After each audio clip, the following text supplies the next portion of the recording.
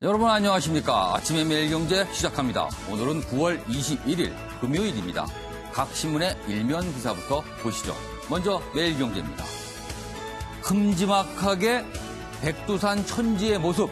문재인 대통령과 김정은 북한 국무위원장이 손을 맞잡고 있는 모습 실었습니다. 문, 백두산 관광시대 올 것. 김, 남쪽 동포도 백두산 봐야죠. 이런 제목이 달려있고요. 여기도 제목이 있습니다. 김정은, 비핵화 빨리 끝내고 경제 집중 원해. 어제 문재인 대통령이 서울로 돌아와서 보고 브리핑을 했습니다. 그 내용을 전하고 있습니다. 다음 신문 보시죠. 조선일보입니다. 역시 비슷한 사진. 그리고 내용은 조금 다르군요. 합의문에 안 담은 내용 미국에 전달할 것. 역시 문재인 대통령의 어제 브리핑 내용 중에서 이 내용을 선택했습니다. 다음 신문 보시죠. 중앙일보입니다. 합의문에 없는 내용 트럼프 만나 전할 것 이렇게 돼 있습니다. 역시 비슷한 내용이고요. 여기 지금 작게 나오고 있는데요. 빨간 테두리가 지금 있습니다. 북미 비핵화 협상 빈 그리고 뉴욕에서 재개된다. 이 소식도 전하고 있는데요. 우리 방송 후반부에 준비되어 있습니다. 다음 신문 보겠습니다. 여기 보면요. 한국일보입니다. 김명수 대법원장 법원 행정처 폐지하겠다. 법원 행정처 그동안 사법농단의 온상이라는 지탄을 받았는데 폐지하겠다 이렇게 얘기를 했습니다. 그리고요. 대신 행정회의라는 것을 외부 인사가 주축된 행정회의를 신설하겠다 이렇게 밝혔습니다. 오늘 저와 함께 신문을 보실 네 분 소개해드리겠습니다. 먼저 윤경호 매일경제 논설위원 나오셨고요. 김창룡 인제대 교수 나오셨습니다. 그리고 강준현 한국외대 교수 이렇게 나오셨고요. 이인배 협력안보연구원장 나오셨습니다. 안녕하세요. 네, 안녕하세요. 네. 제가 자리를 이동해서 본격적으로 1시간 동안 신문 읽기 시작하겠습니다. 역시 어제 그리고 오늘까지 가장 큰 관심사는요. 백두산입니다. 그 얘기부터 시작하겠습니다. 천지서 맞잡은 손 들어올린 문김 이제 첫걸음이다. 여기 보면 문재인 대통령이 천지의 물을 이 물통에 갖고 있는 모습 보이고 있죠. 옆에 내용도 좀 더 보겠습니다. 어제입니다. 어제 오전 6시 40분께 숙소 나선 문 대통령 공군 2호기 그리고 차량 갈아타고 도착을 했습니다. 우리 땅으로 못 오나 했는데 이제야 소원 이뤘다. 지금까지는 중국을 통해서만 백두산을 갈 수 있었죠. 그런데 어제는 북측을 통해서 갔습니다. 그 얘기를 하고 있네요. 옆에 내용도 좀 보죠. 어제 백두산 천지에서 많은 장면들이 나왔는데요. 화기애애한 분위기 그리고 독특한 분위기도 있었습니다. 여기 제목 좀 보겠습니다. 문 대통령 소원 이뤘다. 백두산을 가는 게 문재인 대통령의 버킷리스트, 이른바 버킷리스트였는데 소원 이뤘다. 그러자 김 위원장 사진 찍어드릴까요? 이런 얘기까지 했다 그러네요. 여기 좀 보시죠. 백두산서 90분 머물러 문 남쪽 국민도 관광 올 수 있는 시대 곧 오리라 믿는다. 라면서 백두산 천지의 사진 그리고 어제 나타났던 문재인 대통령 그리고 김정은 여사의 모습이 사진으로 보이고 있습니다. 그렇다면요. 요 기사까지 하나 마저 보죠. 백두산을 방문하는 게 과연 서울을 출발할 때부터 과연 예고됐던 것인가? 아니면 평양에 머무는 기간 동안에 조율을 거쳐서 합의된 내용인가? 그거 갖고 좀 얘기가 있었거든요. 요 관련 내용이 여기 좀 있네요. 일단 요 제목부터 보시죠. 삼지연 공항 좁아 공군 2호기로 이동했다. 그리고 K2 이게 브랜드 이름이죠. K2 패딩 등 500벌 서울서 긴급 수송했다. 이렇게 되어 있습니다. 여기 방북단 중에 한 분이 한 말인데요. 어쩌면 정말 개마고원 트래킹을 할 수도 있을 것 같은데 아직은 모르겠다. 이렇게 얘기를 했었는데 실제 이루어졌다. 그래서 청와대 측은요. 혹시라는 기대는 했지만 진짜 백두산을 갈지는 몰랐다. 그래서 굉장히 부랴부랴 준비했다. 이런 얘기가 있는데 혹시나 하는 마음에서는요. 물통에 한라산 삼다수 그러니까 한라산에 있는 백록당 물을 받아와서 혹시나 하는 기대로 준비해 갔는데 어제 그 물을 천지에 풀고 그 반은 천지물을 섞었다. 이런 얘기를 전하고 있고요. 그리고 200명 넘게 방북단이 갔거든요. 어제 백두산에 같이 올라갔는데 날씨가 추웠습니다. 그렇기 때문에 옷이 준비가 미처 안 돼서 어떻게 했는가에 대한 내용인데 여기 있군요. 여기 보면요. 통일부는 급하게 아웃도어 브랜드 케이트의 재킷과 패딩을 각각 200벌씩 구입해 우리 수송기편으로 평양으로 보냈다. 또 하필 왜 K2인가? 여기 보면요. K2는요. 과거 개성공단 입주 기업이었다. 이런 부분이 고려가 됐다고 합니다. 그럼 어제 백두산 방문 내용 영상으로 준비했습니다. 보시죠. 백두산에 전설이 많습니다. 뭐 영리 살다가 올라갔다는 말도 있고, 예, 하늘의 소녀가 9명의 소녀가 여기서 모욕하고 물이 너무 맑아서 모욕하고 올라갔다는 전설도 있는데 오늘 두 분께서 오셔가지고 또 위대한 전설이 생겨났습니다. 이 백두산이 천지물이 마르지 않듯이 이 천지물에다 붓을 담가서 앞으로 동남아의 관계 그 새로운 역사를 우리가 계속 써나가야 된다. 이번에 제가 오면서 좀 새로운 역할을 좀 썼죠. 아유, 평양 시민들 앞에서 연설도 다 하고. 다 제가 했습니다. 그래서 꼭 다 채우라고. 아니, 그런 거. 아니야. 주보세요. 세워보시겠습니다. 좀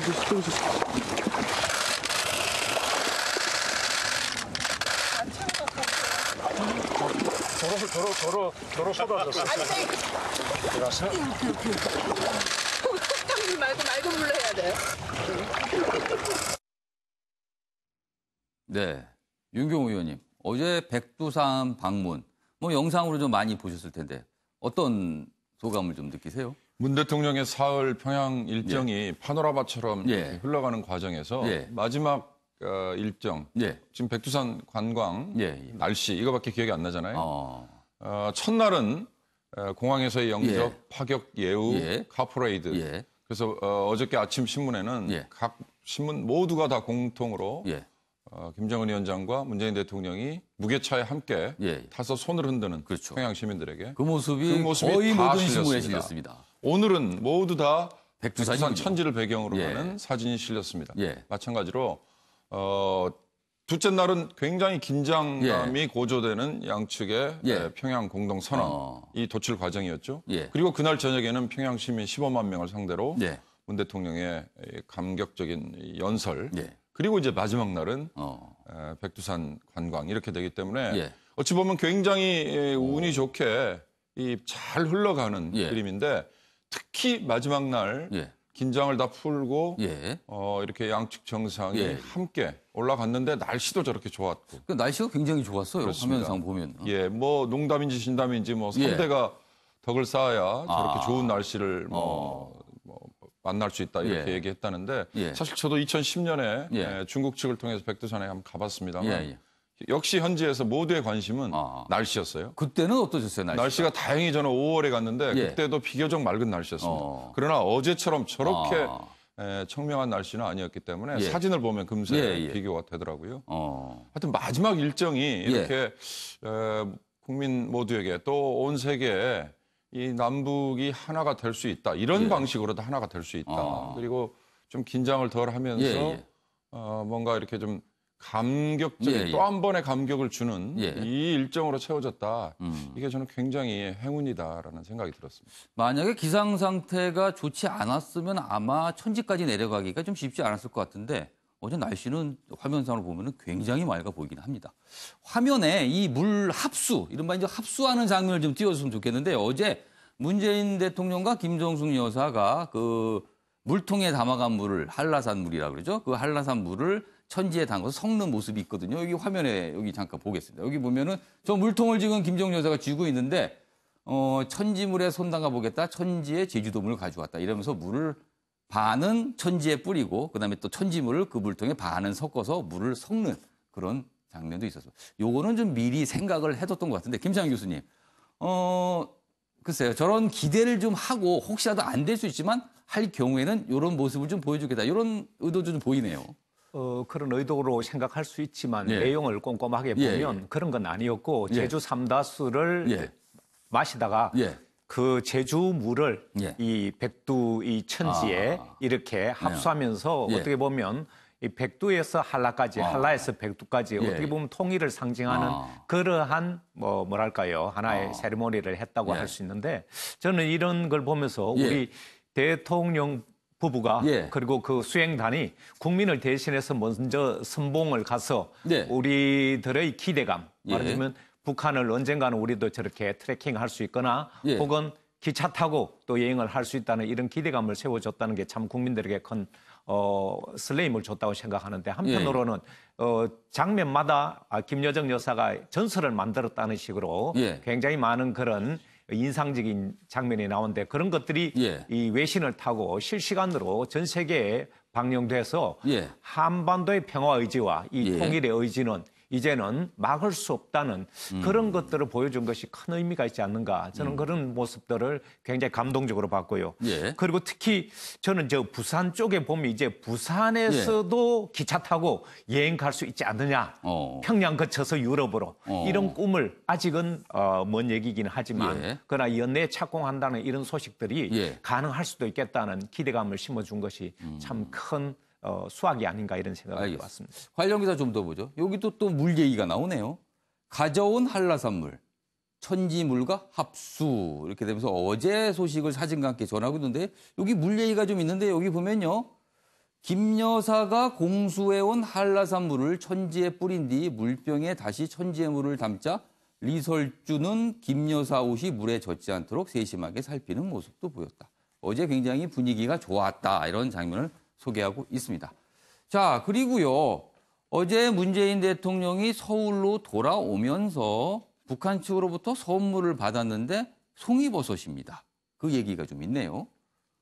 김정은 송이버섯 2톤 선물로 보내. 칠보산 송이라면 시가 15억 원어치다. 여기에서 말한 시가는요. 지금 우리 국내에서 송이버섯이 거래되는 가격을 기준으로 했다 그러네요. 칠보산 한경북도에 있는데 이곳이 송이가 아주 유명한 곳이라고 합니다. 청와대는요. 이산가족 4,000명에게 줄 것이다. 이렇게 돼 있습니다. 그렇다면 이산가족 한 분은 얼마큼을 받게 될까요? 그 얘기도 있네요. 한 가족당 받는 송이버섯은 500g 정도 된다네요. 근데 이 500g 가격이요. 한 30만 원 이상 되는 꽤 그래도 가격이 나가는 이 가격을 이번에 선물로 받게 된다 이렇게 돼 있습니다. 그리고 그렇다면 문재인 대통령은 김정은 위원장에 어떤 선물을 했을까요? 그 얘기가 있는데 내용이 없군요. 문 대통령은 김 위원장에게 어떤 선물을 했는지 관심을 모이지만 청와대는 밝히지 않았다 이렇게 돼 있습니다. 글쎄요. 송이버섯을 2톤을 받았는데 이에 상응하는 어떤 선물을 줬을까? 아무튼 그렇습니다. 자, 강준영 교수님. 이제 물을 어제 인상적인 장면, 천지에 올라서 두 손을 번쩍 든 모습도 인상적이지만 역시 물을 좀 섞었다는데 그리고 송이버섯 얘기도 꽤 오늘 이제 회자가 될 것 같습니다. 과거에도 두 차례 평양 방문 당시에도 송이버섯을 선물을 받았었어요. 그때도 이것도 굉장히 인상적이 아닌가 싶습니다. 그렇죠. 그 북한 입장에서 그 가장 자신들이 이 시점에 할 수 있는 귀한 선물이라고 해서 한 거죠. 뭐 다른 전자제품이나 이런 것들이 좋다면 예. 뭐 했겠지만 그렇게 예. 안 되니까 이 농산물 특히 예. 귀하다고 생각하는 송이버섯을 줬고 예. 또 더 중요한 거는 이제 문 대통령께서 저거를 미상봉 이산 가족한테 드리자. 그렇죠. 가보지도 과거의 못했는데. 경우에는 아마 그거를 각계각층에 좀 이렇게 분배했던 걸로 제가 나눴을 것 기억납니다. 같아요.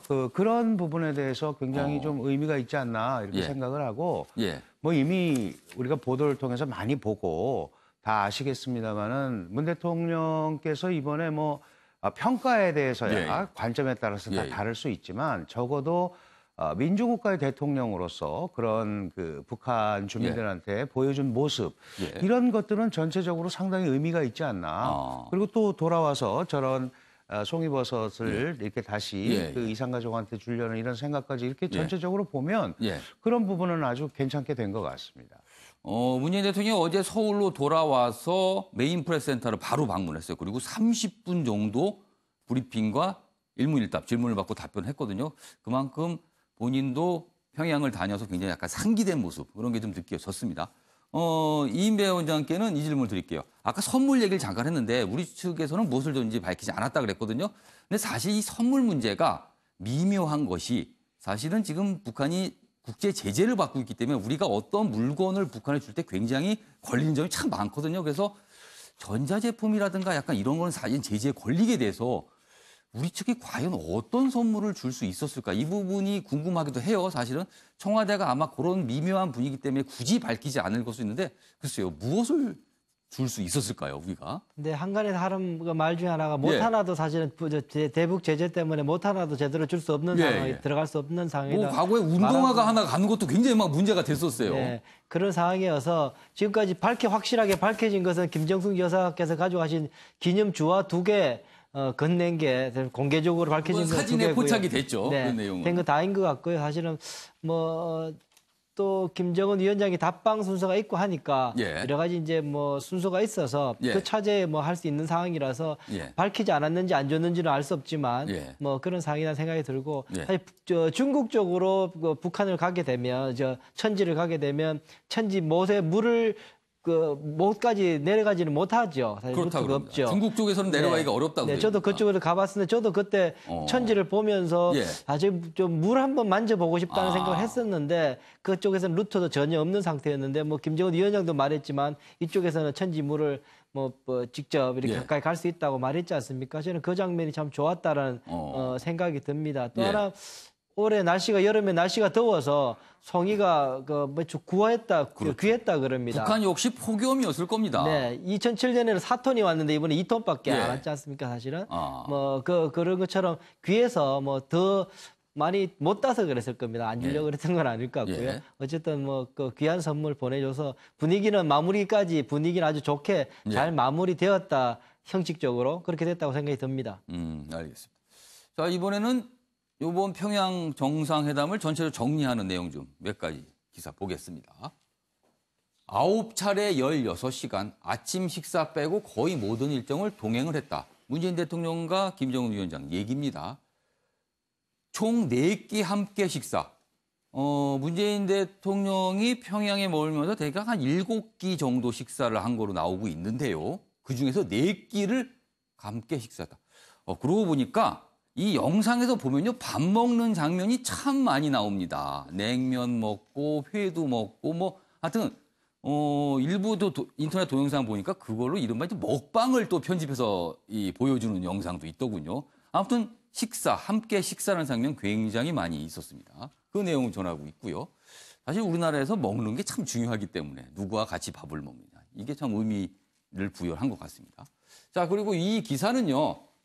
2박 3일 일정 동안 김정은 위원장이 한 말을 좀 정리했네요. 이걸 좀 확대해서 좀 보겠습니다. 여기 있습니다. 대통령께서 많은 나라를 돌아보시는데 발전된 나라에 비하면 우리가 좀 초라하다. 이 얘기도 굉장히 인상적이었죠. 그리고요. 여기 보면요. 여기 있습니다. 아마도 우리가 다녀가고 나면 훨씬 더 유명한 곳이 될 것이다. 이거는 식당을 방문했을 때 얘기고요. 그다음에 만찬 중에 우리 이번에 같이 갔죠. 최연우 마술사가 마술 공연을 하자 김정은 제가 없어지나요? 이런 반응을 보였다는 것도 있고요. 그리고 이 김정순 여사가 평양음악종합대학을 방문했을 때 거기에 이제 최태영 총장에게 등록금이 얼마예요? 물어보니까 등록금이 무슨 말씀입니까? 이렇게 얘기를 했다는 것도 굉장히 인상 남았고요. 그다음에 여기도 있습니다. 이재용 선생은 보니까 여러 가지 측면에서 아주 유명한 인물이더라. 이런 말도 지금 남겨졌고요. 오늘의 이 순간 역시 역사의 훌륭한 화폭으로 기록될 것이다. 이런 말들이 지금 회자가 되고 있습니다. 이 정도 봤고요. 그러면 요번에 두 정상 이외에 두 정상의 부인 모습도 꽤 주목을 받았습니다. 그 내용이 여기 있네요. 돋보인 내조 외교. 여기 보면요. 귓속말, 인사말 등 시종일관 화기애애했다. 그런 부분이 있고요. 여기 보면 문재인 대통령, 김정은 국무위원장과 함께 있는 자리에서 따뜻한 인사말을 건네며 부드러운 분위기를 만들었다. 이렇게 되고 있습니다. 유명호 의원님, 특히 김성숙 여사는 원래 내조를 굉장히 잘하는 걸로 뭐 우린 정평이 나 있고요. 리설주 여사 역시 굉장히 내조에 열심히 하는 모습이 비춰졌습니다. 예. 이번에 김정은 위원장도 그랬지만 리설주 여사 역시 굉장히 솔직하고 이렇게 거침없는 표현들이요. 아까 앵커께서 얘기했지만 제가 없어지나요? 이것도 김정은 위원장의 입이 아니고 이설주 여사가 했다는 얘기거든요. 굉장히 어찌 보면 좀 위트가 담긴 얘기잖아요. 유럽 정상들이 오는 국제회의에서는 사실 배우자라고 표현을 했죠. 남편, 아내, 정상이 남편이고 아내들이 배우자인 경우는 뭐 이런 식의 내조 외교라는 표현이 자연스럽지만 반대인 경우는 그런 내조 외교라는 얘기가 적합하지 않기 때문에 굉장히 조심스럽죠. 그러나 어찌됐든 다자간의 외교에서도 배우자들을 위한 행사 이런 것들을 많이 기획을 합니다. 정상 간의 외교는 사실 의전 외교거든요. 그 얘기는 이 일반 대중들에게 국민들에게 보일 때 격식보다는 조금 더 부드러움을 주는 게 훨씬 더 효과적이다 이런 것 때문이죠. 사실 이번에 남북 정상의 만남 역시 제가 보기에는 두 배우자들이 옆에서 붙어 있는 모습이 더 많이 비춰짐으로써 긴장을 좀 더 떨어뜨려 주고 뭔가 친근감을 더 줬던 효과가 분명히 있었을 것이다. 그런 점에서 두 배우자들은 사실 옆에서 웃고만 있어도 굉장히 큰 효과를 던진 거다 저는 이렇게 보고 싶습니다. 이인배 원장님. 리설주 여사의 모습이 꽤 많이 그리고 거의 김정은 위원장과 거의 동행을 다 했습니다. 그 의도를 살짝 엿보면 역시 북한이 정상 국가로 인정받고자 하는 그런 약간 뜻 아니면 의도가 좀 담겼다고 봐야 될까요?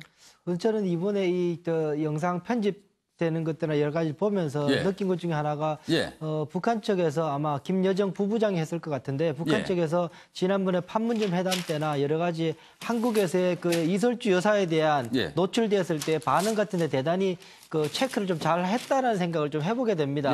그때 한국 사회에서 처음에 잠깐 비친 그 노출된 장면을 통해 가지고 한국 사회도 대단히 그 국민들 사이에서 회자도 많이 되고 긍정적인 반응이 많았었거든요. 그래 보니까 이번에 더 최대치로 그 노출을 많이 시켜서 그런 그 김정은 위원장의 딱딱한 분위기를 좀 완화시키는 역할을 좀 최대한도로 잘 살리지 않았느냐. 제가 볼 때는 이번에 총 행사를 기획할 김여정 부부장이 한 것 같은데요. 그 부분도 이번에 잘 신경을 쓴 것 아닌가라는 생각이 들고 뭐 성공적으로 그 효과는 거둔 것 아닌가라는 생각도 듭니다. 알겠습니다. 김시환 교수님, 사실 리설주 여사께 좀 잠깐 얘기했지만 동생이 김여정 노동당 제1부부장 역시 굉장히 부드러워진 모습이 보였어요. 그렇다면 이 두 북한 여성으로 인해서 그동안 사실 김정은 위원장은 무자비한, 잔혹한 독재자의 이미지가 분명히 있었습니다. 이런 이미지를 좀 국제사회에 좀 누그러뜨리는 그런 역할을 좀 했다고 이번에 보시나요? 아니면 어떻게 다르게 굉장히 큰 역할을 했죠. 왜냐하면 우리가 잠깐만 되돌아봐도 작년이나 올해 초만 하더라도 핵위협이라든가 전쟁 위협 속에 국민들이 정말 전 세계가 전쟁이 곧 터질 듯한 그런 위기감을 가졌는데 갑자기 독재자에서 평화 수호자처럼 이렇게 나타나는 모습에 우리 국민들이 상당히 당황하고 또 그렇지만 이제는 핵과 경제를 핵병진 시대를 포기하고 이제는 경제 발전에만 매진한다고 하니까 그리고 또 완전히 다른 모습을 보여주니까 그동안 가지고 왔던 선입관이나 이런 이미지와는 다르니까 우선은 매스컴과 우리 국민이 굉장히 당혹스러웠지만 지금 보면 이설주 여사 이렇게 우리 그 소위 말하는 내조 외교를 초점을 맞추는 것은 그동안 정상 외교가 남북 간에 5번 있었지만 실질적으로 이렇게 내조 외교라고 해서 매스컴에 가장 많이 노출된 건 이번이 처음이 아니었던가. 그리고 좀 전에 말씀 나왔지만 정상 간에는 어떻게 보면 이런 의전 문제 때문에 딱딱하고 또 회담 내용이 주가 됐다면 이런 이 내조 외교 이런 분들은 바로 대중들의 관심사 속에 어떻게 보면 아주 부드러운 그런 것을 연출시킬 수 있어서 매스컴이 오히려 더 초점을 맞추지 않았던가 그런 생각도 듭니다. 자, 그렇다면 여기서 리설주 여사에 관해 박진아 아나운서가 전하는 자세한 이야기 들어보겠습니다. 보시죠. 2박 3일간의 3차 남북 정상회담이 어제 막을 내린 가운데 회담 내내 비친 북한 퍼스트레이디 리설주 여사의 모습에 관심이 쏠립니다. 먼저 리설주 여사는 분위기 메이커 역할을 했는데요. 어제 남북 정상이 함께 백두산 천지를 오르는 자리였습니다. 리설주 여사는 백두산은 전설이 많은데 문 대통령 내외가 오셔서 또 다른 전설이 생겼다며 화기애애한 분위기를 만들었고요. 다음번엔 한라산을 방문하는 게 어떠냐는 얘기에 우리나라 옛말에 백두에서 해맞이하고 한라에서 통일을 맞이한다는 말이 있다며 자연스럽게 대화를 이끌어갔습니다. 이번 회담 일정을 소화하는 내내 리설주 여사는 검소한 이미지를 선보였는데요. 김정은 위원장과 친분이 있는 전 미국 프로농구 데니스 로드먼은 과거 한 인터뷰에서 리설주 여사는 명품을 좋아한다고 말했습니다. 하지만 이번 회담에서 리설주 여사는 소박한 패션을 선보였는데요. 회담 첫날인 지난 18일을 보면 짙은 감색 투피스 차림이었습니다. 이어 이튿날인 19일에도 흰색 줄무늬가 들어간 남색 투피스 차림을 유지했는데요. 북한 최고 지도자의 아내로서 온종일 검소한 이미지를 보였습니다. 지금까지 박진아의 이슈톡이었습니다. 네. 리설주 여사에 관해서는 전 언론 이미지 개선 측면 분명히 있을 겁니다. 아마 김정은 위원장이 가장 큰 덕을 보지 않았나 싶습니다. 자, 그럼 지금부터는 본격적으로 비핵화 관련 내용 좀 다뤄보도록 하겠습니다. 여기 보시죠. 매일경제입니다. 문재인 대통령이 어제 서울에 와서 프레스센터에서 한 브리핑 내용입니다. 평양선언 담지 못한 긴 메시지 있다. 트럼프 만나서 전할 것이다. 그리고요, 김정은과 대화도 일부 소개했습니다. 김 위원장, 폼페이오 방북, 그리고 미북 회담 조속 개최 희망한다. 주한미군은 한미동맹 차원 문제다. 종전선언과는 관련이 없다. 김정은도 이해하고 동의했다.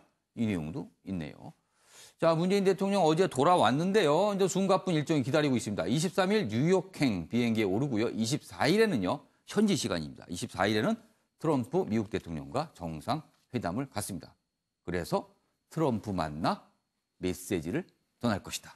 이렇게 어제 밝혔습니다. 이 내용도 보죠.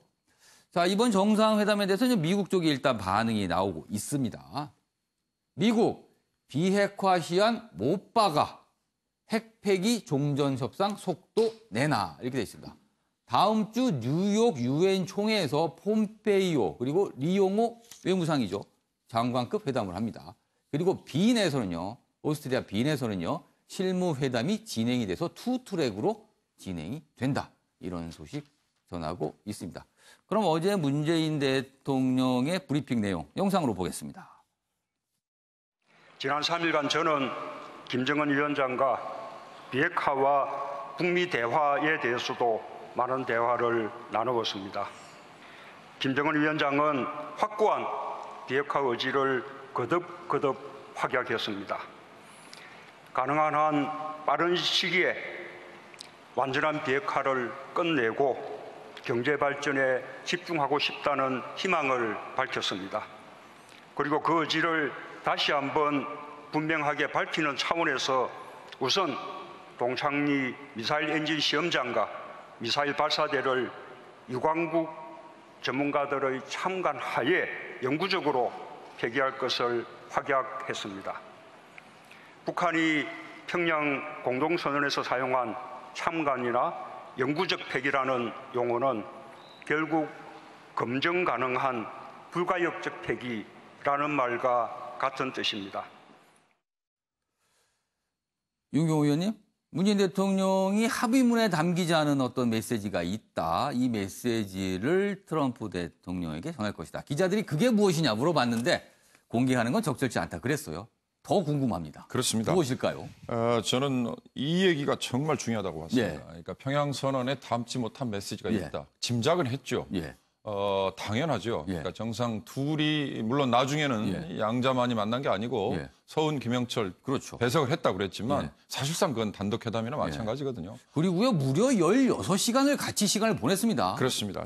그리고 지금 얘기처럼 예. 두 정상만 지나가면서 예. 얼마든지 아까 했던 얘기 중에 예. 내 의견은 이런 거다라는 예. 식의 얘기를 할 기회가 많았죠. 예. 그러나 선언문에는 담지 못하는 내용이 분명히 있어야 되고 예. 있을 것이라고 짐작을 했죠. 예. 그게 무엇일까요? 그렇습니다. 바로 그 점이 지금 미국 언론과 미국 정부의 평가가 약간 엇나가는 거에 대한 핵심일 수 있다 저는 그렇게 봤습니다. 미국 정부는 문 대통령으로부터 김정은의 입에서 나온 얘기를 전달받고 상당 부분 만족을 했다라고 할 수 있을 정도까지는 모르겠지만 앞으로 미국 간의 협상을 진행해 나가는데 뭔가 담보를 받았다라고 저는 해석을 하고 싶고요. 미국 정부의 입장. 그렇습니다.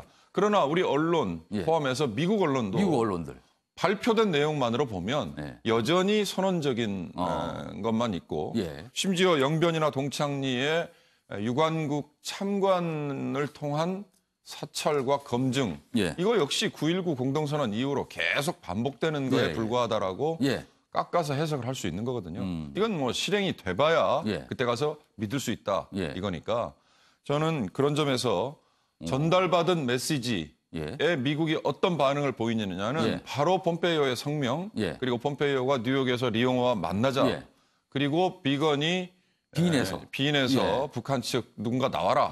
북한에서는 지금 최성희 부상이 나온다고 지금 관측이 되지 않습니까? 바로 그렇게 투트랙으로 채널이 가동이 된다는 것 자체가 저는 뭔가 미국이 받은 메시지의 상당 부분 미국이 뭔가 호응을 할 만한 내용이 호응을 있다. 할 만한 내용이었구나라고 짐작을 하고 있습니다. 알겠습니다. 이인배 원장님, 아까 기사 잠깐 소개했지만 폼페이오 국무장관이 그동안은요 김영철 통전부장, 통일전선부장과 주로 접촉을 했는데 이번에 리용호 북한 외무상과 만나기로 돼 있습니다. 그동안 폼페이오 장관이 전직 CIA 국장이기 때문에 이른바 스파이 라인 접촉이라고 했었는데 이번에는 그게 아니라 외교 라인 접촉으로 바뀌는 것 같아요. 김영철이 아닌 리용호를 선택한 이유 뭐가 있을까요? 우선 말씀드리고 싶은 것은 1차 미국 정상회담 때는 사실은 트럼프 대통령이 먼저 결심을 하게 되죠. 날짜까지 잡게 되죠. 그러다 실무적으로 무슨 이야기할까 한번 맞춰봐라. 이렇게 해서 시작되는 바람에 미국으로서 조금 낭패본 그런 회담이었습니다. 이번에 회담 같은 경우에는 2차 회담을 이제 종점은 이제 2차 회담일 텐데요. 하는 방식은 지난번과 좀 달라진 느낌입니다. 다시 말해서 실무회담보다 차곡차곡 쌓아 올려서 정점으로 정상회담까지 끌고 가겠다. 그래서 실무회담에서 잘 풀리지 않으면 정상회담은 좀 미뤄질 가능성이 있는 거죠. 그 첫 번째 스텝이 저는 이제 비건과 비내에서의 최선의로 예상되는 그 실무회담이 첫 번째 걸음이 될 거이다. 그 첫 번째 말씀드리고 싶고요. 두 번째 이 뉴욕에서 만나게 된 리용호와 그 폼페이오 국무장관 간의 외교 라인 간의 접촉은 중요한 의미가 있을 수 있다라는 생각이 듭니다. 물론 그 폼페이오 국무장관 이야기처럼 뭐 어차피 뭐 뉴욕 오게 되어 있으니까 뭐 만난다라고 해서 크게 비중을 두지 않습니다. 그 이야기는 다시 말씀드리면 비내에서의 실무회담에 대한 무게가 훨씬 크고 이용호의 만남은 의례적일 수 있다라는 의미가 저는 담겨 있다고. 오히려 장관급 회담보다는 실무회담이 더 중요한 것이다. 저는 그렇게 봅니다. 그러나 그럼에도 불구하고 제가 주목하는 부분은 이제 앞서 말씀하신 것처럼 리용호를 이제 불렀다는 이야기입니다. 지금까지 김영철을 불러서 이야기를 했었는데 아시다시피 김영철의 서한 문제 때문에 편지 때문에 폼페이오 국무장관의 방북도 취소되면서 미국 관계가 얼그러졌지 않습니까? 김정은 위원장조차도 그 문구 하나까지 챙기지 못해가지고 그런 사달이 났다라고 우회적으로 그 김영철에 대해서 좀 면박도 준 바도 있었고요. 미국 조야에서는 김영철에 대한 불신이 점점 커지고 있는 상황입니다. 스파이 출신이고 실제로 이제 실질적인 비핵화 협상으로 들어가게 될 때 김영철은 부적합한 인물입니다. 북한 핵 협상에 대해서 그 역사를 잘 모르는 사람이고 그런 사람이기 때문에 당연히 이제는 외교 라인끼리 만나는 것이 앞으로 실제적인 진전을 위해서는 더 바람직하다. 또 모멘텀 확보에도 유리하다라고 저는 보고 있어서 그 점에 있어서 이용호와 폼페이오 국무장관의 면담이 좀 저는 앞으로 좀 주목되는 그런 부분입니다. 그렇다면 김영철 통전부장은 미국이나 북한에서 이런 협상과 관련해서 좀 배제가 된 거네요, 이번에는. 저는 그렇게 되기를 바랍니다. 그게 앞으로 아마 미국이나 북한이나 핵협상이 실질적으로 가는 데는 훨씬 도움이 될 거라고 저는 봅니다. 뭔가 성과를 내야겠다는 그런 의지가 좀 느껴지는 대목이 아닌가 싶기도 합니다. 자, 이번에는 트럼프 대통령의 반응을 좀 구체적으로 보겠습니다. 여기 있습니다. 트럼프, 김정은과 곧 만날 것. 이거는 2차 북미 회담을 약간 예고하는 듯한 말이고요. 엄청난 서한을 전달받았다. 이런 얘기를 또 했어요. 이 서한이 뭔가 여기 얘기가 있습니다. 트럼프 대통령이 백악관에서 기자들한테 이런 얘기를 해요. 김 위원장으로부터 엄청난 서한을 받았다. 사흘 전에 배달됐다. 그런데 지난 10일에 친서가 김정은 위원장의 친서가 트럼프 대통령에 전달이 됐거든요. 이 친서를 말하는 건지 아니면 또 다른 별도의 친서가 있었는지 사흘 전이라고 하면은 16일쯤 되거든요. 그렇다면은 문재인 대통령이 평양에 가기 전이라서 미리 뭔가 전달된 것인가? 굉장히 궁금증을 낳고는 있지만 아직 명확한 설명은 없습니다. 자, 여기서 트럼프 대통령의 반응 영상으로 준비했습니다. 보시죠. North Korea, South Korea, they met and we had some great response. We're making tremendous progress with respect to North Korea. 예, 강주영 교수님.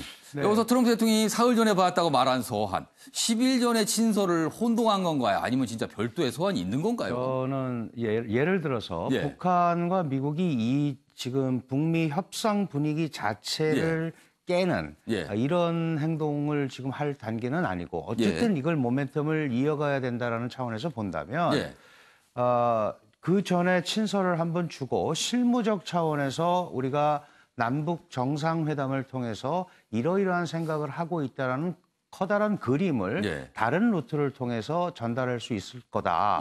그래서 별개의 서한이 아닌가 저는 그렇게 별개의 서한이 그렇다면은 문재인 대통령이 평양을 가기 전에 전달된 또 다른 서한. 북한의 의도를 얘기하는 왜 이렇게 제가 추측을 한번 해볼 수 있냐 하면 그게 뭐 어떤 서한인지는 정확히 알 수는 없지만 사실 북한에서 이 정상회담을 하고 합의문도 평양에서 발표를 하게 돼 있단 말이죠. 그러면 최고 존엄 김정은 위원장이 어떤 문구라도 이렇게 좀 굴복하거나 약화되는 모습을 북한 국민들한테 보이는 게 굉장히 어렵단 말이죠.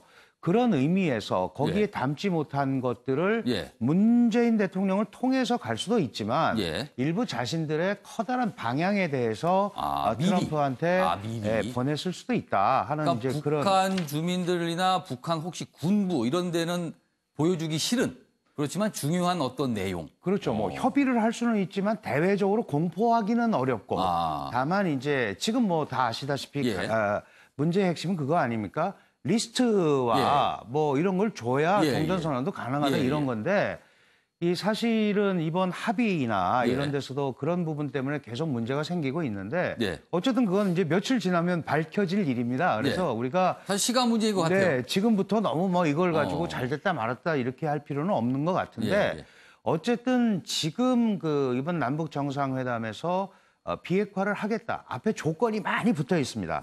그러나 의지는 확인이 된다. 그러나 의지는 옛날에도 있었을 수도 있죠. 조건이 안 맞아서 안 한 것 아닙니까? 이제 그런 조건을 충족시켜 가도록 우리가 애를 써서 가는 게 굉장히 중요하다 이런 생각을 합니다.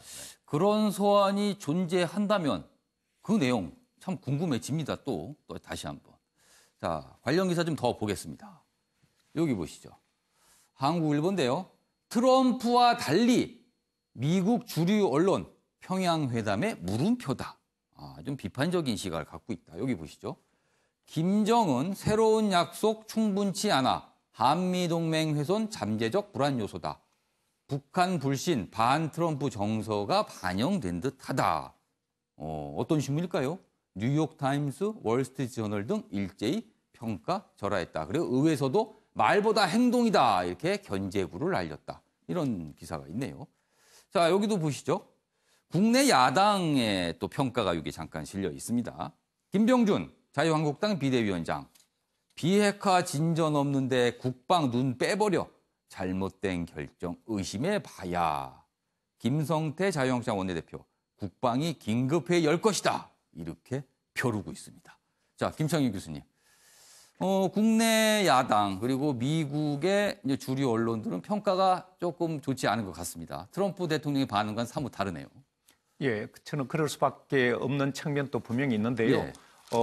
그 미국의 주류 언론들의 내용을 보면 높이 평가한 부분도 있지만 부정적인 평가도 있는데 저는 지금 이 트럼프 대통령이 갖고 있는 정보를 미국에 공개하지 않았고 트럼프는 그러한 서한을 통해서 tremendous progress라고 아주 그 대단한 그 사람이 원래 과장된 화법을 많이 쓰긴 하지만 이번에 그 서한 속에서는 엄청난 진전이 있는 그런 내용이 들어있어서 2차 북미 회담도 하느냐 마느냐 하다가 바로 하겠다는 그런 어떻게 보면 하나의 모멘텀을 줬기 예, 예. 때문에 이번에 남북 정상 간의 이 평양에서 회담도 예. 사실은 그 전에 미국하고 사전에 얘기가 다 됐다는 것은 예. 상당한 진전 내용이 그쪽에 전달됐으리라고 예. 지금 보면 그런 내용들이 나오는데 예. 구체적인 내용만 밝히지 않았고 지금 이 트럼프 대통령은 이런 부분에 대해서 굉장히 만족감을 드러내고 있는데 예. 아마 이것을 트럼프 대통령이 적절한 2차 북미 정상회담 때 이런 얘기를 발표할 수 있도록 할 것이기 때문에 현재까지의 상황에 대해서는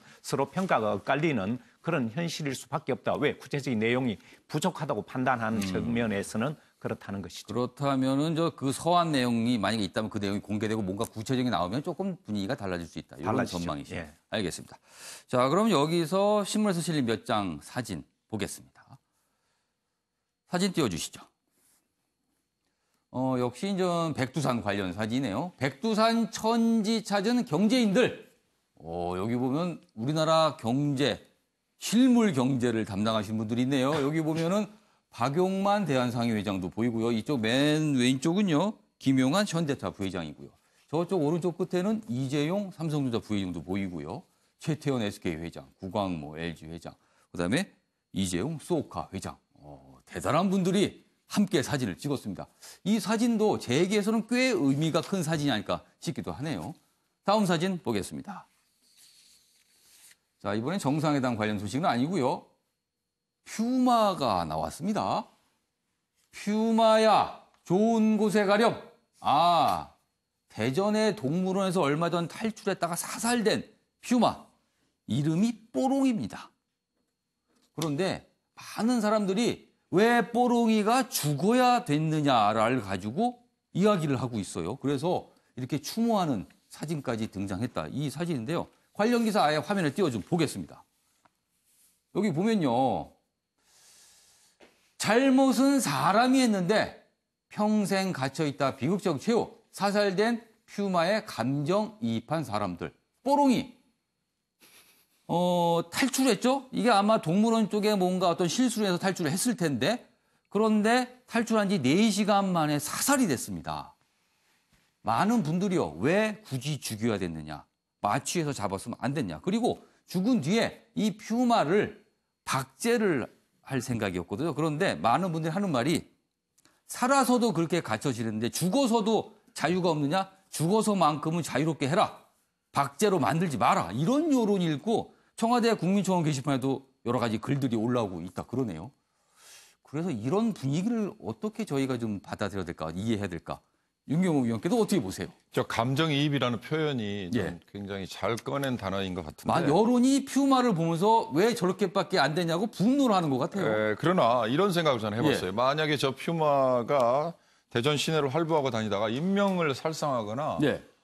그런 비극적인 일이 벌어졌으면 예. 아마 이 반대 여론이 더 기승을 부리지 않았을까. 도대체 이 퓨마 하나도 잡지 못하고 뭐 하고 있었느냐 예. 이런 얘기가 반대로 나오지 않았을까 싶어서 예. 이 이제 어찌 보면 절제되지 못한 어찌 보면 감정적인 여론의 대표적인 예. 저는 이 사례가 아닐까 싶어요. 예. 이를테면 누구든지 사실 이런 얘기 즉흥적으로 할 수는 있습니다. 즉흥적으로 할 수는 있는데 이 퓨마에 이렇게 감정이입이라는 이런 거는 전 적절하지 않다고 보고요. 다만 동물원에 대한 문제 제기 이런 거는 어찌 보면 적절할 것 같아요. 이를테면 이 퓨마가 동물원에 그동안에 8년 정도 갇혀 있었고 예. 또 그 갇혀 있는 기간 중에 뭐 사람들에게 전시가 되고 사람들을 만나고 했겠죠. 그러다가 관리하던 아마 사육사가 뭐 자물쇠 예. 그거 하나 잘못 채워가지고 이게 지금 탈출을 했다 이건데 예. 지금 사실 이 동물원이라는 게 이 동물권이라고 표현을 예. 하지 않습니까? 동물권을 어찌 보면 좀 유린하는 뭐 이런 측면에서는 동물 보호론자들의 문제 제기가 예. 타당할 수는 있다고 봅니다. 그러나 이번에 이 퓨마가 만약에 시내를 활보하고 다니고 사람을 해쳤던 경우를 생각해 보면 예. 더구나 한때 왜 NSC가 나섰느냐라는 얘기까지 그것도 있었죠. 논란이 좀 있었어요. 예, 그만큼 위중한 상황이라고 생각을 했을 수도 있고 예. 위기에 뭐 즉각 대처를 했다 있을 수 있지만 사실 문재인 대통령이 평양에 가 있는 2박 3일 동안 남쪽에서 퓨마가 휘젓고 다니면서 사람들을 공격하고 있다. 이거 정말 어처구니 없는 뉴스가 될 수 있기 때문에 그런 점에서 보면 너무 그렇게 흥분하지 않는 게 좋을 것 같습니다. 이인배 원장님.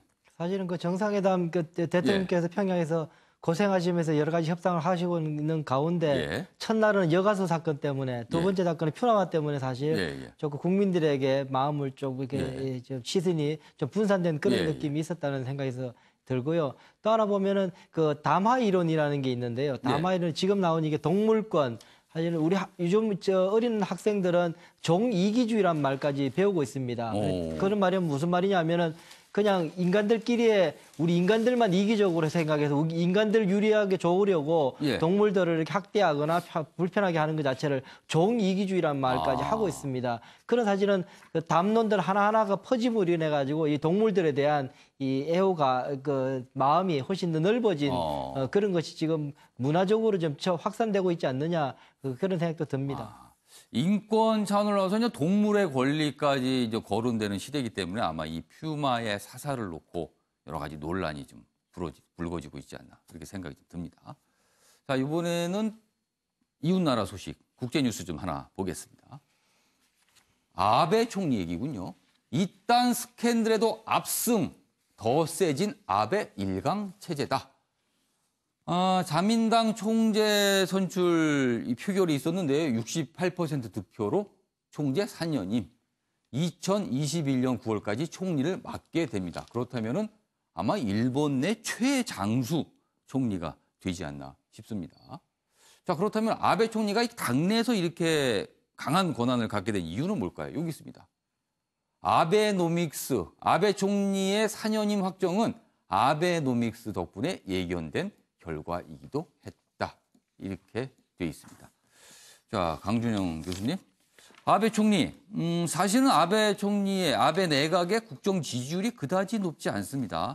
30%, 40% 내외 정도에서 왔다 갔다 하고 있어서 그 정도면 꽤 높지 않은 건데 당내에서는 굉장히 막강하군요. 약간 어느 정도 괴리가 좀 있는 것 같습니다. 네, 대체 세력이 별로 없는 거죠. 어쨌든 지금 그 신문에서도 지적을 했습니다마는 그 경제 되살리기에 성공한 것이 무엇보다도 예를 들어서 전체적인 지지율이 떨어져도 당내에서 아베 총리를 재신임을 해도 그 전국을 돌파해 나갈 수 있겠다 하는 생각을 하게 된 것 같고요. 뭐 친기업이라든가 친시장 정책이 성공을 거뒀고 또 하나 그 국제 무대에서도 아베가 아베 총리가 나름대로 일본의 위상을 소위 높이고 같이 움직이는데 상당한 기여를 한 걸로 평가를 받을 수 있습니다. 내정에 대해서는 여러 가지 사학 스캔들이라든가 이게 복잡했지만 근데 이제 문제가 하나 있습니다. 저 아베 총리가 늘 우경화를 강조했고 이 수락연설에서 첫 마디가 헌법 개정에서 전쟁할 수 있는 국가 되겠다. 이 표현을 했단 말이죠. 그러면은 자연스럽게 군비 확장을 일으킬 거고 중국 그다음에 뭐 우리도 마찬가지죠. 이 반발을 불러일으킬 상황이 되는 거고요. 또 중국 같은 경우는 일본 군국주의의 부활 이래서 굉장히 민감하기 때문에 이런 부분에 문제가 생길 건데 이 두 가지를 얘기했단 말이죠. 하나는 이제 평화헌법 개정 문제, 또 하나는 북일 정상회담을 적극 추진하겠다. 이 사실 지금 일본도 좀 놀랐을 거예요. 이 북한과 미국이 직접 대화 국면, 남북이 가까워지는 국면, 이런 국면에서 가만히 있으면 안 되겠다는 생각을 하는 거고요. 지금 중국이 매우 로우키, 그러니까 낮은 관망하는 자세로 있는데 사실 남북 간의 얘기가 많이 되고 북미 간의 얘기가 많이 되면 중국의 대한반도 영향력은 상대적으로 떨어질 수밖에 없습니다. 이 부분을 둘러싸고 앞으로 치열한 물밑 접촉이나 경쟁이 있을 거기 때문에 이제 좀 차분히 정리하고 이런 대외적인 이런 부분에 일본을 포함해서 중국도 마찬가지고요. 뭐 미국이야 더 중요합니다만은 이런 부분들까지도 신경을 써야 된다. 남북이 둘이서 한다고 해서 모든 게 다 해결되는 건 아니기 때문에 그렇습니다. 아베 총리가 산 연임에서 앞으로 2021년까지 집권을 하게 됩니다. 우리 지금 한반도 굉장히 중요한 시점을 맞이하고 있는데 우리에게 미치는 영향은 뭘까요? 아베 총리의 연임이. 우선 지금 북한의 연이은 도발, 핵 미사일 실험 도발을 통해 가지고 사실은 일본은 상당히 이익을 많이 봤죠. 본인들이 필요하고 있는 평화헌법을 바꾸는 문제에 대해서 최근에 지지율이 잠깐 올랐는데 그게 아마 북한 관련 문제 때문에 그렇다는 분석이 그때마다 나와요. 이제 일본 위로 지나갔다고 그러면서 이제 엄청 그러면서 본인들의 그런 지지율을 많이 할 수 있었기 때문에 내심 북한의 그런 도발들을 고마워했던 그런 상황인데요. 일본은 사실은 철학이나 명분으로 움직이는 나라가 아니라 제가 볼 때는 굉장히 실리 중심으로 움직이는 그런 나라라는 생각을 하게 됩니다. 따라서 지금까지 일본은 북한에 대해서 도발에 대해서 강력하게 비난하고 압박을 통해 가지고 본인의 국내적인 정치 입장을 올렸다면 만약에 미국이 움직임이 북한에 대해서 빨라지기 시작한다면 곧바로 뒤따라서 일본도 뒤처지지 않을 수준으로 북한과의 관계 회복을 노리게 될 겁니다.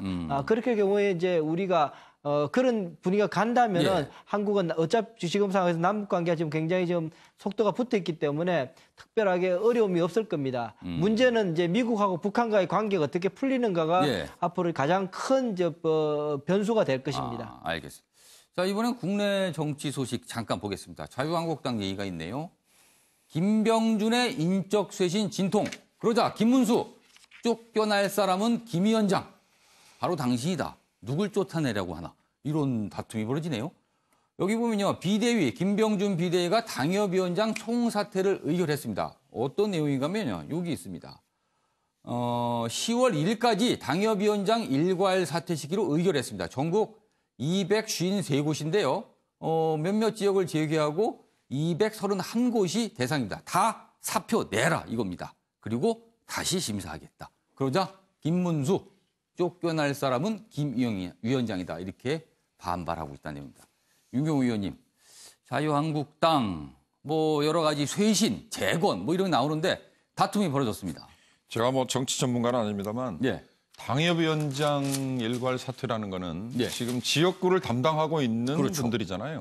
현역 의원도 있을 수 있지만 원외가 또 다수일 거 아닙니까? 다음 총선에 굉장히 유리한 위치입니다. 그렇습니다. 지금 이미 2020년 4월 총선에 대비해서 털을 닦고 있는 분들일 텐데 이분들을 지금 전원 교체를 하겠다는 것인지 그렇다면 이미 비대위 체제의 김병준 위원장이 공천권을 벌써부터 행사를 하겠다. 이렇게 받아들이면 그렇게 또 연결이 될 수도 있겠네요. 당연히 반발을 하겠죠. 제가 듣기에는 지금 자유한국당이 내년 2월 전후에 전당대회를 열어서 차기 대표를 선출을 하는 걸로 그렇다면 역순으로 하면 지금의 김병준 위원장의 비대위 체제는 그때까지 굴러간다는 거죠. 그런데 그 이전에 미리 흔히 말하는 과거 개념의 지구당을 미리 정비하고 총선에 미리 대비하는 거다. 이거는 당 내에서도 가장 큰 분란을 일으키는 이해관계 충돌이겠죠. 그런 점에서 이게 간단치는 않은 문제일 겁니다.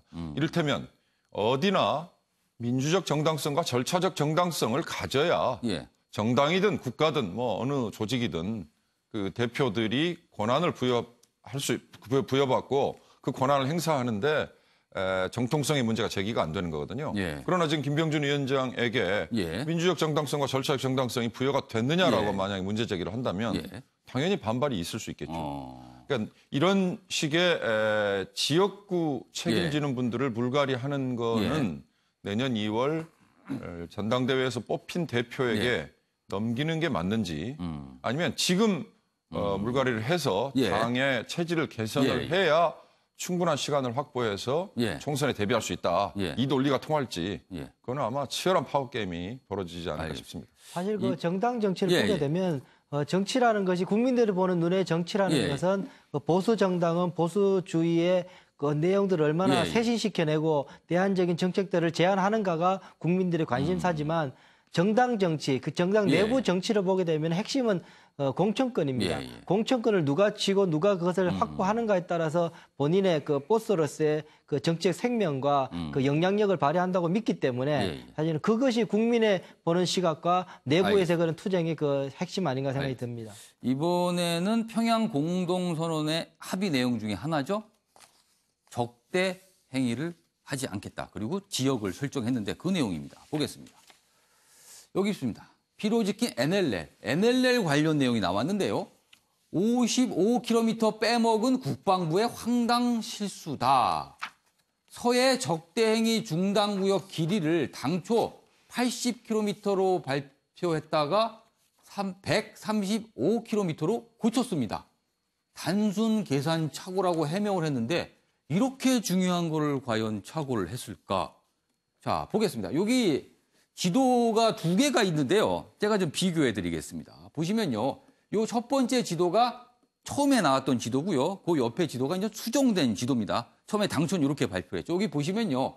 NLL이 까만 선으로 돼 있습니다. 당초 발표는요. 여기서부터 여기까지가 적대행위 중단 구역인데 각각 북쪽으로 40km, 밑으로 80km 이렇게 설명을 했어요. 근데 한눈에 봐도 좀 지도가 각각 40은 아닌 것 같아요. 그래서 언론에서 많은 지적하고 전문가들이 이거 좀 이상하다고 했습니다. 그러자 국방부가 해명을 합니다. 사실은 80이 아니고 135km다. 그래서 NLL 이쪽을 기준으로 위로 50km 그리고 NLL 가장 남측 여기를 기준으로 밑으로 30km. 그럼 중간에 55km는 뭐냐? 실수로 빼먹었다. 이렇게 설명을 해요. 그래서 논란이 불거졌습니다. 옆에 기사도 하나 더 보죠. 여기 보시면요. 일단 사진, 그 지도가 있는데요. 그래서 결국에는 이런 모습으로 나타났습니다. 이런 모습으로. 그렇다면 왜 이런 실수를 저질렀는가? 그러자 국방부 관계자의 말을 인용해서 조선일보가 보도를 하고 있네요. 청와대 비서관이 설명을 했는데 추석 밥상에서 NLL 팔아먹었다고 할까 봐 그런 듯이라고 추정을 하는 설명을 했습니다. 확실한 건 아니고요. NLL이 워낙 민감한 문제이다 보니 어떻게든 NLL을 부각시키지 않기 위해서 설명을 하다가 이런 실수를 저질렀다. 이런 설명입니다. 김상윤 교수님, 국방부가 좀 꼼꼼하지 못한 것 같긴 했습니다. 국방부가 실수를 인정했죠. 그렇지만 단순 실수다 이렇게 얘기하기에는 너무나 민감하고 중대한 사안인데. NLL이 어떤 겁니까? 우리 국내에서는요 정치적으로 어마어마한 파장을 그동안 불러왔었어요. 사실은 NLL 포기했다는 식으로 보도한 것이 다 허위였고요. 그렇죠. 그런 사실이 아니었지만 그게 굉장히 사회적으로 큰 논란이 돼서 언론에서 집중 보도를 했었죠. 굉장히 사회적으로 그 사회적 비용도 컸던 사안입니다. 굉장히 컸던 사안입니다. 그렇기 때문에 매우 민감해서. 근데 왜 이렇게 다뤘을까요? 그러니까 국방부가 아주 해명을 하는데도 이거는 단순한 착오가 아니고 상당히 문제가 있는 것이 아니냐. 저는 언론에서 정당한 지적을 했는데 거기서 추측까지 나갈 필요는 없고 저는 국방부가 좀 더 설득력 있는 얘기를 해서 국민들에게 이 단순 착오가 어떻게 이런 중대한 사안에서 발생했는지에 대한 저는 책임 추궁까지 나가야 되는 지금 평화 그리고 더 이상 적대 행위를 하지 말자라는 합의를 하는 상황에서 이렇게 중요한 지도에 대한 설명에 실수가 있었다. 한번 써봐요. 윤경호 의원님. 그리고 네 분 다 말씀하시겠는데요. 윤경호 이걸 어떻게 좀 이해해야 될까요? 그러니까 숫자상에는 분명히 실수인 건 맞는 것 같은데 지금 엄밀히 따져보면 이게 적대 행위를 중단하자는 완충지대를 설정하는 문제죠. 그렇죠. 완충지대죠. 그러니까 지금 NLL을 우리가 포기한다든지 NLL을 있는 자체에서 빠진다든지 뭐 이런 게 아니고 아래로부터 몇 킬로, 위로부터 몇 킬로. 근데 우리가 이를테면 그 완충지대 상대방을 향해서 한포사격이나 해상기동훈련을 하지 않는 영역을 좀 더 넓게 줬다 지금 이런 의미잖아요. 우리가 너무 많은 공간을 내준 것이다. 했다 이런 의미일 수 있는 그러니까 야당에서는 다 포기했다 이렇게 나와요. 글쎄 지금. 말입니다. 근데 이제 이거는 어찌 됐든 완충지대라는 의미에서 본질은 사실은 양측이 적대행위를 하지 않기로 한 게 본질이고 범위를 설정하는 데 있어서의 문제이기 때문에 저는 처음에 자세히 들여다보지 않았을 때는 NLL을 오히려 북한이 인정을 하고 그냥 넘어간 거 아닌가라는 해석을 했어요. 기준을 NLL로 했으니까? 그렇습니다. 기준을 NLL로 했기 때문에 오히려 북한이 NLL을 있는 그대로 현실을 인정하고. 그러네요. 기준선을 NLL로 하지 않고 우리가 좀 밑으로 더 내려오긴 했지만 기준은 NLL이 된 것 같네요. 그렇습니다. 저는 그래서 오히려 우리에게 유리한 합의가 아니었을까라는 생각을 했는데 그건 뭐 보는 관점에 따라서 다를 수 있기 때문에. 그러나 제가 드리고 싶은 말씀은 양측이 적대행위를 하지 않기로 했다는 그게 중요한 거지. 이 범위 중에서 우리가 조금 더 많은 영역을 양보한 게 잘못된 거다. 알겠습니다. 이거는 조금 본질. 이인배 원장, 강규영 교수님 이렇게 차례대로 듣겠습니다. 이인배 원장. 근본적인 핵심적인 문제는 아마 NLL 인정 여부에 예. 때문에 저런 사단이 벌어졌을 겁니다. 예. 북한에서는 절대로 NLL 자체를 좀 인정할 이유가 없는 시점입니다. 왜냐하면은 물론 이제 전제 조건은 비핵화가 이루어지는 전제 조건이 있지만 평화 협정을 이루게 된다면 정전 선언 이후에 평화 협정을 하게 된다면은 경계선 획정을 다시 해야 합니다. 예. 전시 때 이어졌던 임기선으로 되는 건 아닙니다. 예. 굳이 지금 협상을 해서 NLL을 기점으로 해가지고 평화 이렇게 서로가 긴장 완화 수역을 이렇게 정하면은 예. 그것이 굳어질 수 있기 때문에 북한으로서는 하등에 입어 저것을 받을 이유가 없는 전략입니다. 그래서 아마 안 받았을 겁니다. 예. 안 받는 속에서 저기서 완청 지역을 만들려고 하다 보니 예. 거기에 대해 명확하게 이야기를 안 하고 구역 설정만 이렇게 하다 보니 그러니까 구역 저렇게 설정을 나왔을 거다라는 한 생각이 걸 듭니다. 우리 네. 지금 굳이 NLL을 끌어들여서 설명을 하는 과정에 좀 설명이 묘해졌다. 네, 좀 그래도 궁색한 설명을 하다 보니까 저렇게 됐다. 핵심은 NLL에 대한 그 명확한 그 인정을 못 받은 상황에서의 구역 설정을 하면서 저렇게 됐다라는 게 제 생각입니다. 그럼 북한 쪽에서는 아마 저 구역을 설명하면서 NLL 얘기를 안 할 수도 있겠네요. 네, 그럴 겁니다 아마. 강주영 교수님. 뭐 NLL은 근본적으로 인정을 하지 않는 거기 때문에 예, 예. 당연히 그렇게 할 수밖에 없고요. 예. 저 지도를 보시면 아시지만 예. 사실 사후 설명으로 얘기를 하자면 예. 북한 쪽에 소위 한포 전력이나 이런 게 더 많이 있을 수밖에 없잖아요. 그렇죠. 지도상에. 지도상 보면은 저 구역에 해안이 북한이 훨씬 많습니다. 장산권에서 해안이 많기 예. 때문에 때문에 해안선 길이나 이런 걸로 보면 그런 의미에서 지금 여러분이 말씀을 하셨지만 평화 수역을 만든다라는 예. 차원에서 이해를 하는 건 좋은데 예. 문제는 저렇게 첨예한 문제를 저렇게 합의했다고 발표하고 또 실수했다고 발표하고 이렇게 발표가 너무 좀 넘어가면 허술한 것 같습니다. 너무 가벼워 보이는 예. 거죠. 그리고 우리가 여기서 얘기를 하나 더 반드시 체크를 해야 될 게 저 문제 때문에 예. 우리 중국 어선에 서해 불법 조업 문제가 생겼을 때 예. NLL 북방으로 넘어가면 우리가 못 가서 그렇죠. 또 북한이 보호해주고 이런 예. 현상들이 또 나타난단 예. 말이죠. 그러니까 저런 거는 뭐 단순하게 우리가 실수다 이렇게 예. 넘어가기에는 너무 큰 문제입니다. 제가 말씀드리고자 예, 예. 하는 거는 북한이 인정을 하든 안 하든 예. NLL이라는 지금 저건 현실이잖아요. 예. 우리가 생각하려는 그 부분에 관한 거는 좀 더 조밀하게 생각을 하고 발표를 하고 전략을 구사해야지 뭐 그냥 이런 거 아니냐 이런 식으로 넘어가서는 매우 그 국가 특히 안보에 예. 관련된 것으로는 너무 조금 뭐라 그럴까요? 좀 정밀하지 못했다 이렇게 말씀을 드릴 수 자꾸 있습니다. 들여다보면 들여다볼수록 아쉬운 대목이 아닌가 좀 싶습니다. 좀 꼼꼼했으면 어떻을까 하는 뒤늦은 좀 후회가 드는 대목이네요. 자, 이번에는 김정은 위원장의 서울 답방 관련 내용 좀 보겠습니다. 김정은 서울 답방 최대 부담은 북한 규탄 시위. 북측 신변 보호 문제로 한때 반대했다. 주변에서는 측근들이 반대했다는 얘기 있었죠. 그러나 김정은 위원장이 가겠다 이렇게 얘기를 했습니다. 이게 문제네요. 김정은 교수님. 일단 가장 궁금한 거는요. 뭐 규탄 시위 우리 만약에 오게 된다면 우리 정부에서 어떻게든 막으려고 하겠죠. 뭐 이건 별도 치고요. 김정은 위원장이 서울을 방북하게 된다면 그리고 우리 남한 지역을 방북하게 된다면 어디를 가장 보고 싶어 할까요? 보고 싶어 하는 것은 예. 서로 논의해봐야 되겠지만 일단은 저는 언론에서 예. 보도한 이 최대 부담은 규탄 시위라고 예. 했는데 충분히 예상되는 예. 그런 예. 현상이지만 저는 이런 말씀을 드리고 싶어요. 적어도 처음으로 예. 북한의 지도자가 서울을 방문한다고 했을 때 예. 지금 상태로는 올 수가 없다는 것이죠. 말하자면 비핵화 문제라든가 북미 회담에서 가시적인 성과가 나오고 한반도 평화에 그렇겠죠? 대한 확약이라든가 이런 문제가 클리어됐을 때 뭔가 더 진척이 돼야 되는 상황이죠. 그렇죠. 그래서 저는 방문 자체가 예. 앞으로 한반도의 평화 정착과 비핵화를 그 완성 단계에 갔을 때 비로소 올 수 있고 예. 그럼에도 불구하고 저는 예. 반발은 있을 수 있고 또 그렇지만 또 우리 초청하는 입장에서는 예. 아마 이번에 저기 이 천지까지 예. 이 가서 우리 문재인 대통령의 꿈을 이뤘다 이런 예. 표현이 나왔기 때문에 오시면 한라산을 모시겠다 이런 얘기를 해서 예. 아마 서울에서 한라산까지 가지 않겠나 저는 그렇게 보고 있습니다. 서울에서 한라산까지 가게 않겠다. 윤공호 의원님, 김정은 위원장이 어디를 가장 보고 싶어 할까요? 글쎄요. 상징적으로는 한라산일 거고 예. 내심 보고 싶은 건 아마 우리 경제 발전의 가장 현장. 뭐 예를 들어 삼성전자 수원 공장이라든지 아니면 울산은 이미 사실 중화공업단지라서 좀 그렇게 합니다만 포스코. IT 발전을 그럼 판교. 그럼요 볼 수 있는 그런 현장.